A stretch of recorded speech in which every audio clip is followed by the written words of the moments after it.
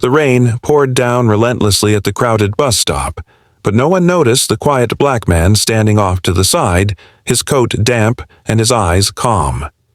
Two young men, loud and brash, started hurling insults his way, mocking his clothes, his silence, and his very presence. Laughter rippled through the crowd as the insults escalated. What they didn't know? The man wasn't just quiet, he was calculating. And he wasn't just anyone. He was a former Marine with skills sharper than their cruel words. This wasn't going to end the way they thought. Before we jump into today's story, let us know in the comments where you're watching from. If you love powerful stories of justice, don't forget to like, subscribe, and share, so you never miss what's coming next. Now, let's get started. From the moment he stepped off the bus earlier that morning, people barely noticed him. John Bennett wasn't the kind of man who drew attention. He preferred it that way. Tall and broad-shouldered, his posture was unassuming, his expression calm. To most, he was just another tired commuter, blending into the city's chaos. But John had a presence, one that demanded respect without a single word. His hands, calloused from years of service, rested in his coat pockets as he waited quietly under the awning. This wasn't the first time he had felt the sting of judgment from strangers. He could sense it even now. The sideways glances, the hushed whispers. They saw only what they wanted to see. A quiet, middle-aged black man, alone in the rain. But if they'd looked closer, they might have noticed something different about him, something in his eyes. Behind their quiet gaze lay a lifetime of battles fought and scars earned, a resilience forged in the harshest of conditions. Yet here he stood, minding his own business. That is, until the insults started. It started with a chuckle, low and mocking, from one of the young men leaning against the graffiti-covered wall. "Hey, old man," he sneered, loud enough for everyone at the bus stop to hear. "Lose your way to the retirement home?" John didn't respond. He'd learned long ago that silence could be more powerful than words, but silence, in their eyes, was weakness. Another voice chimed in, this one sharper, crueler. "What's the matter? Cat got your tongue? Or maybe you just don't understand us." The crowd began to stir, some shifting uncomfortably, others grinning at the growing spectacle. The young men, emboldened by the lack of interference, stepped closer. "What are you even doing out here?" one asked, his tone dripping with condescension. "Waiting for a handout? You sure aren't dressed for work." The rain seemed to echo their words, each drop amplifying the tension in the air. John glanced down at his worn coat and scuffed boots. He could feel the weight of their stares, the silent agreement of those who chose not to intervene. "Hey, we're talking to you," one of them barked, shoving John's shoulder. The force barely made him flinch, but it was enough to scatter raindrops from his coat. The crowd grew quieter, watching intently now, as if sensing that something was about to break. And they were right. Something was about to break, but it wasn't going to be John. John finally raised his head, locking eyes with the loudest of the two. His gaze was steady, unflinching, and for the first time the young man hesitated. There was something in John's eyes, something unnerving. It wasn't anger or fear, it was control. "You want my attention," John said, his voice low but carrying weight. "All right, you've got it." The words weren't loud, but they silenced the jeers. His tone carried a quiet authority that made even the rain seem to pause. The crowd, sensing a shift, leaned in closer. One of the men laughed nervously, trying to reclaim the upper hand. "What's with the tough guy act? You gonna teach us a lesson or something?" John didn't answer. Instead, he slowly pulled off his rain-soaked coat, revealing a lean but powerful frame beneath. His posture changed, no longer relaxed but deliberate, every movement calculated. There were scars on his forearms, faint but visible, hints of battles fought long before this moment. The tension grew thick as John's eyes scanned the two men. "I've seen boys like you before," he said calmly. "Loud, looking for trouble, thinking you're untouchable. You don't even know how lucky you are right now." The younger one scoffed. Yeah? And what are you going to do about it, old man? John stepped forward, closing the gap with a precision that made even the crowd take a step back. His movements weren't random. They were deliberate, practiced. The kind of movements someone doesn't just learn, they master. What the crowd didn't know, and what these men were about to find out, was that John Bennett wasn't just a quiet man trying to get through his day. He was a former Marine, trained to neutralize threats with speed and efficiency, and in this moment John wasn't deciding if he could handle them. He was deciding if he should.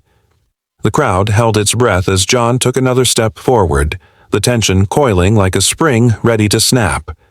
One of the men instinctively moved back, his bravado faltering for just a second. "What?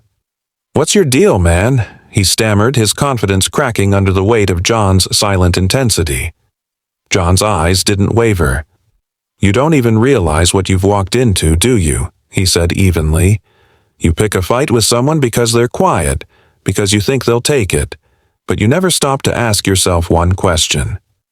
The young man blinked, confused and uneasy. "What question?" John leaned in just enough for his voice to drop to a whisper, but it carried like thunder. "What happens if they don't?" The words hung in the air, and for the first time, the rain seemed louder than the murmurs of the crowd. The older man in the group of hecklers frowned, sensing something was off. "Wait a second," he said, his tone shifting from mockery to caution. "Who the hell are you?" John tilted his head, almost amused. "Who am I? That's a good question. Let's just say I've been places where loud men don't last long." Now the crowd was murmuring louder, curious and uneasy. Someone at the back whispered, "He's not just some guy, is he?" Another chimed in, "No way he's military or something, is he?" The younger man, desperate to regain control, puffed up his chest again. "You're just bluffing, trying to scare us. You're nothing but—" Before he could finish, John shifted his stance ever so slightly. It wasn't aggressive, but it carried an air of readiness that made everyone stop cold. The older heckler's eyes widened. He recognized it now. The way John moved, the calm precision of someone who didn't just fight, but won. "You don't get it, do you?" John said, his voice steady and unshaken. "I'm not here to scare you. I'm here to teach you something you won't forget." And with that, the line between predator and prey blurred completely. The crowd couldn't look away, because whatever was coming next, they knew it would change everything. The younger man's bravado cracked first. "You think you're some kind of hero, huh? Some big shot?" His voice wavered as John remained calm, his expression unreadable. Without a word, John reached into his back pocket and unfolded a small, weathered leather wallet. The crowd leaned in, eyes fixed on his every move. He opened it deliberately, revealing a shiny badge on one side and an ID card on the other. The bold lettering read, "Staff Sergeant John Bennett, United States Marine Corps, retired." Gasps rippled through the onlookers. The older heckler's face went pale as he muttered, "Marine? Oh no." But John wasn't done. He pulled out a single photograph tucked into the wallet and held it up. It showed him in his prime, standing tall in uniform surrounded by his platoon. His expression was fierce, commanding. Written across the bottom were the words, "Special Operations Unit, Combat Veteran." "You see this?" John said, holding the photo steady, his voice rising just enough to cut through the rain. "This isn't just a job. This is discipline. This is survival. This is knowing how to face real danger, and you're not it." The younger man stumbled back, his bravado completely shattered. We didn't know," he stammered, his voice barely a whisper now.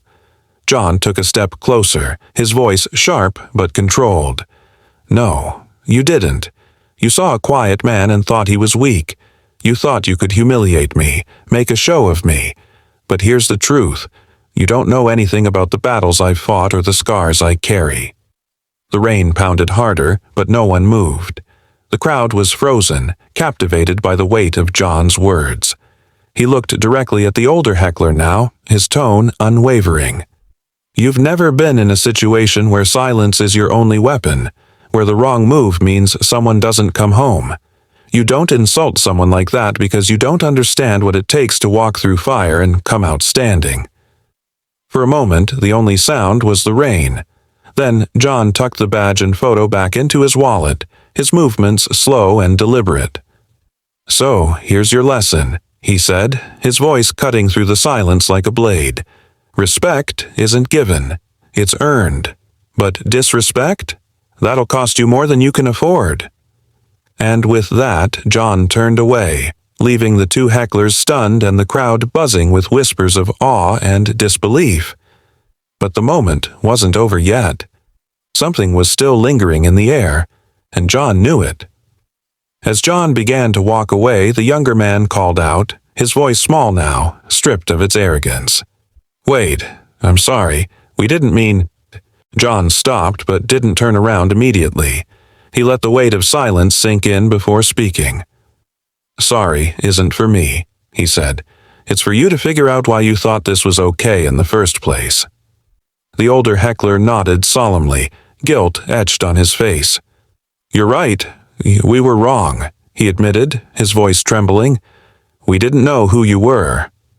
Finally, John turned, his eyes softer now but still holding that steady, commanding presence. "That's the problem," he said. "You shouldn't have to know who someone is to treat them with respect. Quiet doesn't mean weak. Appearance doesn't mean less. And a person's worth isn't for you to decide." The crowd murmured in agreement, the lesson cutting deep for everyone there. John looked around, meeting their gazes one by one. "We live in a world that judges too quickly," he continued, "but strength, the kind that matters, doesn't look like what you think. Sometimes it's in the silence. Sometimes it's in walking away." With that, John adjusted his coat and stepped back under the rain, blending once again into the busy streets. The crowd slowly dispersed, but the memory of what they'd witnessed lingered like the fading echoes of thunder. For the two hecklers, the moment was seared into their minds. They didn't just learn about John Bennett's strength, they learned about their own shortcomings.